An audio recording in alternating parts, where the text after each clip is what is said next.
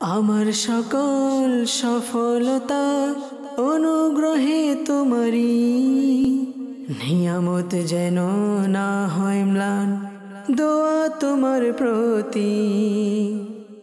আলহামদুলিল্লাহি রাব্বিল আলামিন ওয়াসসালাতু ওয়াসসালামু আলা সাইয়্যিদিল মুরসালিন, আম্মা বা'দ, ফাআউযু বিল্লাহি মিনাশ শাইতানির রাজীম, বিসমিল্লাহির রহমানির রহিম। আসসালাতু ওয়াসসালামু আলাইকা ইয়া রাসূলুল্লাহ ওয়া আলা আলিকা ওয়া আসহাবিকা ইয়া হাবিবাল্লাহ। আসসালাতু ওয়াসসালামু আলাইকা ইয়া নবিয়্যাল্লাহ ওয়া আলা আলিকা ওয়া আসহাবিকা ইয়া নূরাল্লাহ। প্রিয় দর্শক শ্রোতা, উপস্থিত হয়েছি আপনাদের মাঝে অনুষ্ঠান সফলতার পথ নিয়ে। আজও ইনশাআল্লাহুল করিম সফলতার এই পথে আল্লাহ পাক আমাদেরকে কবুল আর মঞ্জুর করে নিক। আল্লাহ তাআলা আমাদের প্রত্যেককে সফলতা দান করুক, এটা আমরা সবাই কামনা করি। সবাই চায় আমরা আল্লাহ পাকের রাস্তায় সফল হই, আমরা চাই আমরা দুনিয়ার মধ্যে সফল হই। কিন্তু আজকের এই ফিতনা ফেসাদের যুগে একদিকে নেকি করা খুবই কঠিন এবং গুনাহ করা খুবই সহজ হয়ে গেছে। আর সফলতা মিলবে তো নেকি করার মাধ্যমে। গুনাহ করার মাধ্যমে কখনো সফলতা অর্জিত হবে না। আর যে দুনিয়ার মধ্যে বেশি পরিমাণে নেকি করবে, তার হায়াতে জিন্দেগির বেশিরভাগ সময় নেকিতে অতিবাহিত করবে, সফলতা তারই মিলবে। আজকে যদি আমরা দেখি মানুষের কাছে নেকি করার সময় নেই এবং রাত দিন জীবন ধারণের চিন্তা ও বেশি পরিমাণে সম্পদ উপার্জন করার মধ্যেই ব্যস্ত। সংক্ষিপ্তভাবে বললে এটাই বলা হয়, দিনে কাজকর্ম থেকে অবসরও পাওয়া যায় না আর রাতে ঘুম চলে আসে। তাই বালিশে মাথা লাগানোর সাথে সাথে ঘুম এসে যায়। একই দ্বারাই আমরা জীবন অতিবাহিত করেই চলেছি। অতঃপর অভিযোগ তো হাজারো আছে। রিজিকও তো উপার্জন করতে হবে। যদি রাতে না ঘুমাই তাহলে দিনে কাজ কিভাবে করব? কাজ না করলে রিজিক কোত্থেকে আসবে? কেমনে বেঁচে থাকবো? আর আমার সন্তানের কি অবস্থা হবে? পরিবারের কি হবে? বড় বড় শাহী চাহিদা, বড় বড় ডিমান্ড কিভাবে পূরণ করব? মোট কথা, চারদিকে একটি মহাকাণ্ড। এখন এই মহাকাণ্ডের মধ্যে অধিক হারে নেকিতে আমি আপনি কিভাবে অতিবাহিত করতে পারি? আল্লাহ তাআলা আমাদেরকেও নেকিতে অধিকতর সময় অতিবাহিত করার তৌফিক দান করুক।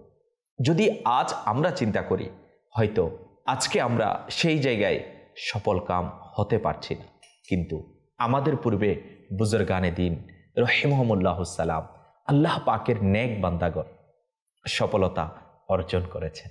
যেমন হযরতে রাবিয়া বসরিয়া আদাবিয়া রাহমাতুল্লাহি আলাইহা, হিজরি 2য় শতাব্দীর অনেক বড় ওলিয়া ছিলেন। তিনি আল্লাহ পাক ও তার প্রিয় হাবিব সাল্লাল্লাহু তাআলা আলাইহি ওয়া আলিহি ওয়াসাল্লামকে খুবই ভালোবাসতেন। উনি ক্ষুধাভীতিতে কান্নাকারিণী ছিলেন, ইবাদত গুজার, রাত্রি জাগরণকারী। হ্যাঁ, আপনি বলবেন রাত্রি জাগরণ আল্লাহওয়ালারা করতেন, আমরাও তো এখন রাত জাগি, কিন্তু আমাদের রাত জাগা এবং আল্লাহওয়ালাদের রাত জাগার মধ্যে পার্থক্য আছে। আল্লাহ পাকের নেক বান্দাগণ ইবাদতে রাত জাগতেন। আজকে আমরা সোশ্যাল মিডিয়াতে রাত জাগি, আজকে আমরা ফেসবুকে রাত জাগি, আজকে আমরা ইন্টারনেটে রাত জাগি। আল্লাহ পাকের পানা, এই রাত জাগার নাম সফলতা নয়। ইবাদতের মাধ্যমে রাত অতিবাহিত করা, ইবাদতের মাধ্যমে রাতে জাগ্রত থাকা, এটার নাম সফলতা। আর তিনি রহমতুল্লাহি তাআলা আলাইহা 50 বছর এমনভাবে অতিবাহিত করেন যে না বিছানায় শুয়ে আরাম করেছেন আর না বালিশে মাথা রেখেছে। তার খাদেমা হযরত আবদা বিনতে শাওয়াল রহমতুল্লাহি আলাইহা বলেন, হযরতে রাবিয়া রহমতুল্লাহি আলাইহা সারা রাত নামাজে মশগুল থাকতেন। সকালে ফজরের পূর্বে যাই নামাজে শুয়ে যেতেন, অতঃপর কিছুক্ষণ পর আতঙ্কিত হয়ে উঠে যেতেন আর নিজেকে বলতেন, হে নফস, তুমি এই ক্ষণস্থায়ী পৃথিবীতে কতক্ষণ ঘুমাবে? দুনিয়া তো সংকীর্ণতার ঘর, তবে এখানে এত ঘুম কিসের? আজ কিছুক্ষণ জেগে থাকো, নেকি অর্জন করে নাও, কবরে আরামে ঘুমিয়ে। সেখানে কিয়ামত পর্যন্ত কেউ জাগাবে না। আমল এখানে করে নাও আর আরাম সেখানে করো, অতঃপর উঠে ইবাদতে মশগুল হয়ে যেতে। হযরত রাবিয়া রাহমাতুল্লাহি আলাইহা সারা জীবন এভাবেই অতিবাহিত করে। প্রিয় দর্শক শ্রোতা, দেখলেন তো আল্লাহ পাকের নেক বান্দিনী হযরতে রাবিয়া বসরিয়া আদাবিয়া রাহমাতুল্লাহি তাআলা আলাইহা আল্লাহ পাকের দরবারে নিজের হায়াতের অধিকতর সময় কিভাবে নেকিতে অতিবাহিত করেছে। আর সফলতা ইনাদের মিলবে না তো কাদের মিলবে? উনার ব্যাপারে আরো একটি ঘটনা কিতাবের মধ্যে আসছে। হযরতে রাবিয়া বসরিয়া রাহমাতুল্লাহি তাআলা আলাইহি বলেন, এক রাতে সেহরির সময় আমি কিছু তাসবিহ পাঠ করি, অতঃপর ঘুমিয়ে পড়লাম। স্বপ্নে দেখলাম একটি সবুজ শ্যামল বৃক্ষ, যা এত বড় ও সুন্দর যে বর্ণনা করা যাবে না। এতে 3 প্রকারের ফল লেগেছিল। আমি দুনিয়ায় এমন ফল কখনো দেখিনি। কিছু ফল সাদা ছিল, কিছু লাল, কিছু হলদে, আর সবই এই বৃক্ষে চন্দ্র সূর্যের মতো ঝলমল করছিল। উনি বলল, আমার সেই বৃক্ষটি খুবই ভালো লাগলো। আমি জিজ্ঞাসা করলাম, এটি কার? কোনো বক্তা বলল, এটি হলো আপনার, আর তা ওই তসবিহ পাঠের প্রতিদান যা এখনোই আপনি পড়েছেন। তিনি বললেন, আমি বৃক্ষের আশেপাশে ঘুরতে লাগলাম। তখন দেখলাম সোনালী রঙের কিছু ফল মাটিতে পতিত অবস্থায়। আমি বললাম, হাই, এই পতিত ফলগুলোও যদি ওই বৃক্ষের মধ্যে যে ফলগুলো রয়েছে তার সাথে থাকতো, তাহলে কতই না সুন্দর দেখাতো। উত্তর এলো, এগুলো সেখানেই লেগেছিল। আপনি তাসবিহ পাঠ করে আপনি ভাবতে লাগলেন যে মিশ্রণকৃত আটা খামির হলো কিনা, তখন এই ফল ঝরে পড়ে গেল। প্রিয় দর্শক শ্রোতা, এই ঘটনাকে সামনে রেখে আমাদের নিজেদের ব্যাপারে বারবার চিন্তা করার প্রয়োজন রয়েছে। কিরূপ শিক্ষণীয় বিষয়?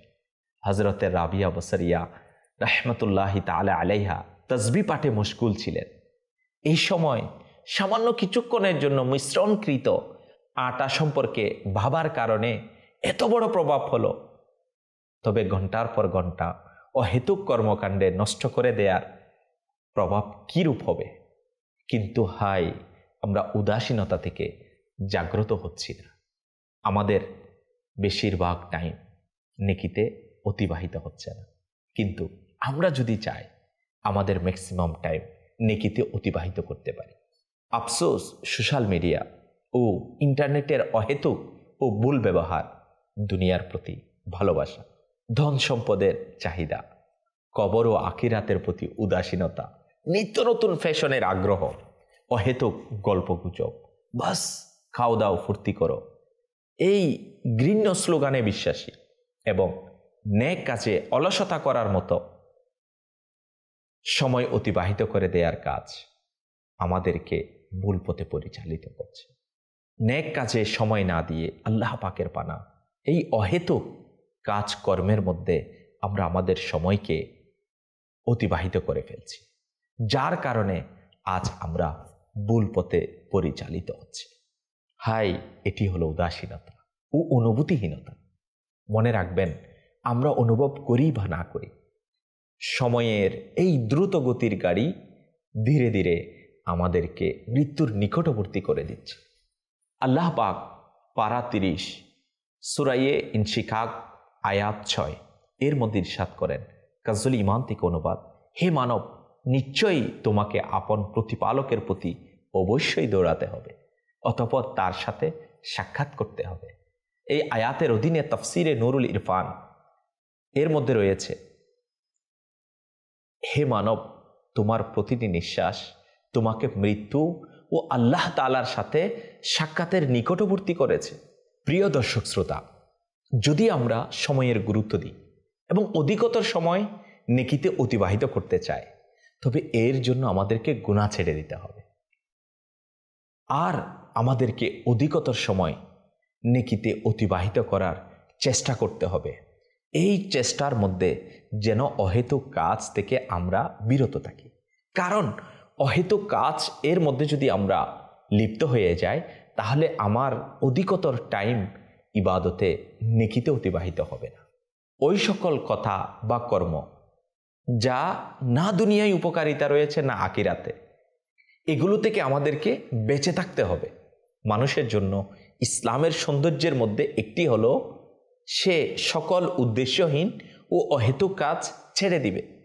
তো যখন আমরা এটাতে সফল কাম হয়ে যাব, তাহলে অধিকতর সময় নেকিতে অতিবাহিত করা আমাদের জন্য সহজ হয়ে যাবে আর এর মাধ্যমে আল্লাহ পাকের সন্তুষ্টি হাসিল করা আমাদের জন্য সহজ হয়ে যাবে আর এর মাধ্যমে দুনিয়া ও আখিরাতের সফলতা অর্জন করা যাবে।